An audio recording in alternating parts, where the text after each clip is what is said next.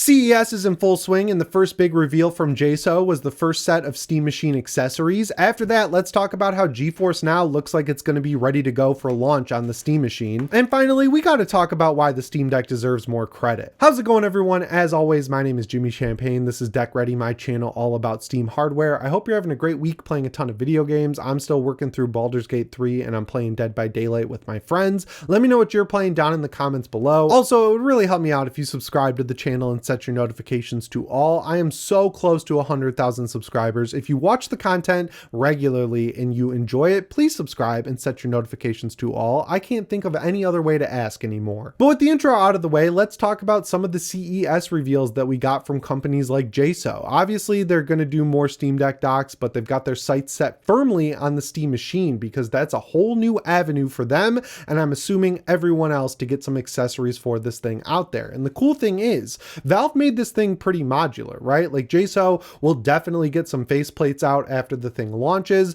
They're also working on the e-ink display that Valve showed off in all of the reveals and then weirdly said they're not going to produce it. So I'm excited to get my hands on that when it eventually comes out. But since that stuff takes time, JSAUX got to work on some stuff that they can have ready to go at launch. And what they came up with is like D-brand style skins for the faceplate that'll come equipped with your Steam Machine at launch. The first one has a sort of runic look to it. It honestly reminds me of the PS4 launch title Knack, and then they eventually made Knack 2.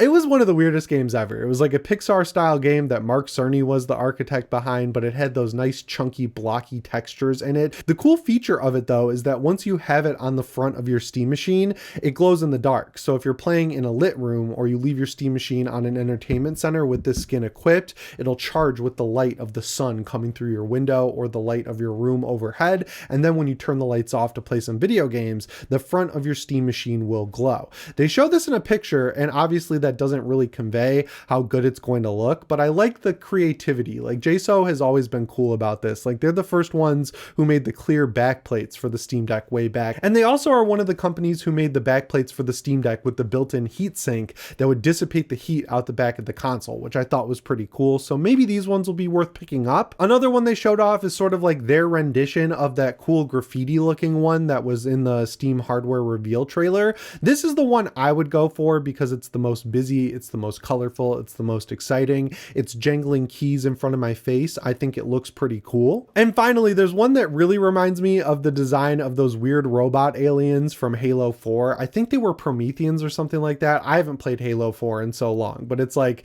you know, that really fine lined LED sort of look to it. And again, this is just glow in the dark, but if you want one that looks like it's going to glow the most, I think that's the one to go for. The runic one comes in purple and orange. The orange one looks the best to me. The graffiti one has one colorway, and as far as I can tell, the weird Halo 4 inspired one that only has a neon green sort of look to it. They're all really cool. I wish they would kind of partner up with some game publishers and make some for third-party games. Like Eliza P1 would be really cool because that game is really popular on the Steam Deck, so I'm assuming it'll be popular on the Steam Machine. I'd love to see one for Armored Core 6 because that one's linked to the Steam Machine as well. An Elden Ring one would go super hard with Millennia's sort of ring seal. I don't know the terminology. I'm sorry. Like someone who's a lore expert in Elden Ring is going to correct me. But you know that ring that's on the cover of the game? That would look really cool if they could get an LED faceplate. And that's what I really want to see. Faceplates, like swappable faceplates that aren't stickers that you have to put on and remove to change the look of the one faceplate you get with the Steam Machine.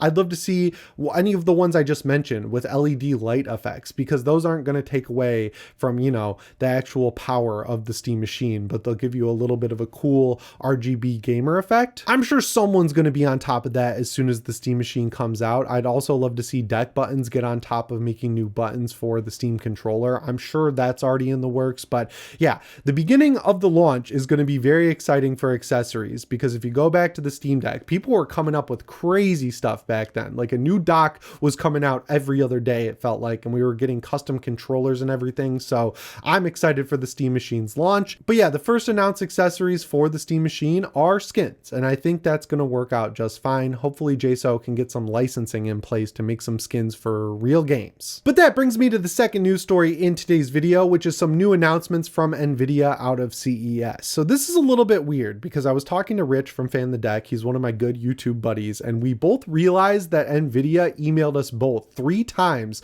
to watch their showcase at CES. So we were like, maybe they're going to announce something related to handhelds, and they didn't, but it was still worth watching nonetheless because they announced a native Linux version of the GeForce Now app. And they were talking about it like it was a brand new thing, but it was a little confusing to me because I could have sworn that like 7 months ago at this point, I talked about a native GeForce Now Linux app on the Steam Deck that everyone loves using and bugs me about in the comments, despite me saying over and over again, I don't like streaming games. And I was right. I did some research. I went back and checked. And yes, a few months ago, they released a native Linux GeForce Now app, and it's not a web app. Like when you set up Xbox cloud streaming on the Steam Deck, you have to go to a website. It downloads a launcher link that you can add to Steam, and what it's actually doing is just launching the Edge browser in full screen and giving you that Xbox streaming experience. The GeForce Now app on Steam Deck is a native Linux app, but it turns out that app is only for Steam Deck. So if you run it on SteamOS, like the Legion Go S, it'll work fine, or if you have SteamOS installed on your main desktop, it'll work fine.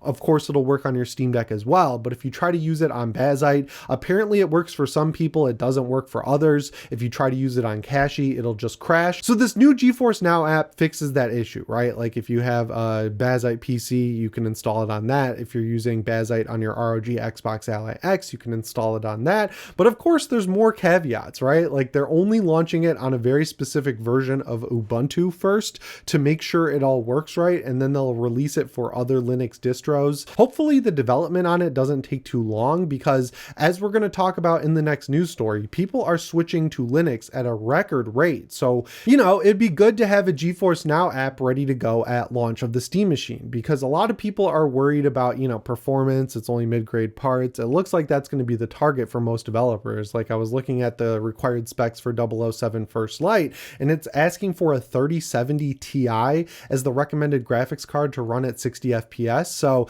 it seems like developers are learning that most people are on mid-range parts. So I don't think it's going to be that big of a deal. But if there ever does come a day where, you know, 5 games come out in a row and they just don't perform well on the Steam machine, it's good to have a fallback. And GeForce Now, as far as streaming goes, even for me, the person who's very anti-streaming games other than streaming them directly from my PC over my own Wi-Fi network, I think GeForce Now is the cream of the crop, right? Like the whole idea of logging into a 5080 or 5090 equipped PC over the cloud, I can admit that's very cool. Like having a virtual desktop that allows you to stay logged into Steam, Battle.net, and all these other apps, that could be cool on a phone, on the go. I see the vision there, and that's the best experience I've had. I've tried PS streaming, like PS Now or PS Plus streaming, whatever they call it now, garbage. Does not work well. Chiaki for Deck is a lot better. Xbox streaming seems to be a coin flip on if they like you or not. I've never had a good experience with Xbox cloud streaming, but I've literally been in the same room as Ray, my friend who runs Xbox Ready. We had the exact same iPhone using the exact same cloud streaming web link. His was perfect. Mine was garbage. I don't know what the difference is between our two phones or our connections, but that was a little weird. So when you're talking about GeForce Now, I mean, it's basically native compared to those other experiences. I'm just really sensitive to input lag, and I don't like the blocky texture stuff when the streaming rate breaks down, and I've just never had a consistent enough internet connection to stop that from happening. But I understand why people love it, right? Like on the Steam Deck, where it has issues with specific games like Silent Hill 2, Hogwarts Legacy, any game that runs in Unreal Engine 5, if we're just being honest, that's a good fallback for stuff like that, because a 5080 is one of the only GPUs out there that can brute force its way past those problems. But unfortunately, right when it seems like a lot of people are starting to adopt the GeForce Now streaming tech and they're happy to pay the monthly subscription, that's when they introduce a 100-hour a month streaming limit. And I know that seems like a lot, but I've mentioned this before. If you play multiplayer games like Dead by Daylight, Arc Raiders, Counter-Strike 2, X, Y, and Z, you rack up a lot of hours very quickly. So I could see people hitting that streaming limit. So hopefully, you know, that's due to popularity and they can add more servers for people to log into and mitigate that issue, because I don't like streaming limits on anything. I think it's crazy that people have download limits on their internet now, and I hope that never comes to my area. But yeah, that was the one silver lining that came from me staying up super late and messing up my awesome sleep schedule that I've implemented to watch the NVIDIA CES stream.